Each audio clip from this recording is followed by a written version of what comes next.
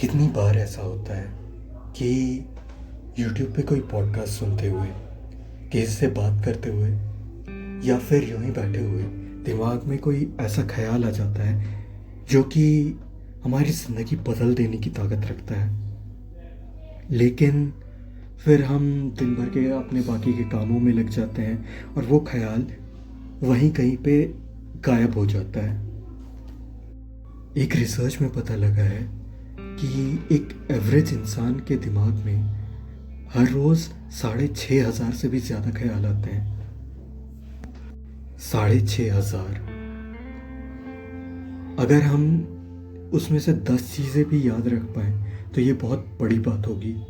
और दिमाग ऐसे ही बना ही हुआ है कि आधे से ज़्यादा चीज़ें जो कि बेकार की होती हैं उन्हें कचरा समझकर ये दिमाग के किसी कोने में उन्हें फेंक दिया जाता है। भले ही वो वहाँ पे है पर तुम्हें याद नहीं होंगी और तुम्हारे कॉन्शियस में वो कभी भी नहीं आएंगी। और ये गलत भी नहीं है, क्योंकि अगर वो सारे के सारे ख्याल तुम्हारे कॉन्शियस में रहेंगे तो काम की चीज़ें कहाँ से याद होंगी। अच्छा, इस बारे में तुमने बहुत सारे बड़े लोगों के बारे में सुना होगा कि वो जर्नलिंग करते हैं। पर ये जर्नलिंग है क्या? जर्नलिंग बस ये जो दिन भर में ऐसे ख्याल आते हैं ना, उनको समेटने का एक जरिया है। तो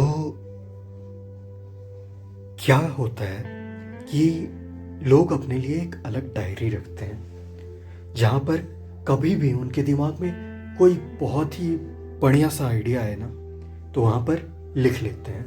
अब ये आइडिया वहाँ पर लिखा हुआ होता है और तुम्हें फिर से जाके इस डायरी के पेज पलटने की भी ज़रूरत नहीं है। होता क्या है, क्योंकि तुमने इतनी मेहनत की कि इस एक ख्याल को पेन और पेपर उठाकर तुमने लिखा है, दिमाग समझ जाता है कि ये ख्याल बाकी ख्यालों से ज़्यादा इम्पोर्टेंट है, तो वो तुम्हारे मेमोरी में एक ख़ास जगह पे स्टोर हो जाता है। और कभी कभी तो ऐसा भी हुआ है कि लोग किसी चीज़ पर काम कर रहे थे और जब वो होश में थे तो उन्हें कोई भी आइडिया नहीं था कि आगे कैसे बढ़ना है। और जब वो उस काम में ध्यान नहीं दे रहे थे तब उनका सबकॉन्शियस इस पे काम कर रहा होता है। और सुनकर हैरानी होगी कि कभी कभी लोगों को सपने में भी उनके काम का सॉल्यूशन मिल जाता है। जैसे अगर तुमने ऑर्गेनिक केमिस्ट्री पढ़ी होगी तो एक जर्मन साइंटिस्ट थे अगस्त, जिन्हें सपने में बेंजीन का शेप क्या होता है वो नज़र आया, जिसमें वो आलों से काम कर रहे थे। और इनफैक्ट अगर तुमने एथलीट्स के फ्लो स्टेट के बारे में सुना होगा तो वहाँ पर भी यही होता है कि अब कॉन्शियस माइंड का काम करने लगता है। और अगर वो थॉट एनफ इम्पॉर्टेंट लगे तो दिमाग खुद ही उसे सबकॉन्शियस को सौंप देता है। वैसे मैं भी जर्नलिंग के बारे में कुछ समय पहले तक कुछ जानता नहीं था, पर लगभग 1 महीने से जब मैं जर्नलिंग कर रहा हूँ मुझे अपनी ज़िंदगी में पॉजिटिव चेंजेस नज़र आ रहे हैं। मुझे समझ आ रहा है कि मैं कुछ अगर कर रहा हूँ तो वो सही है या गलत है। मैं अपने थॉट्स को लेकर ज़्यादा अवेयर हूँ।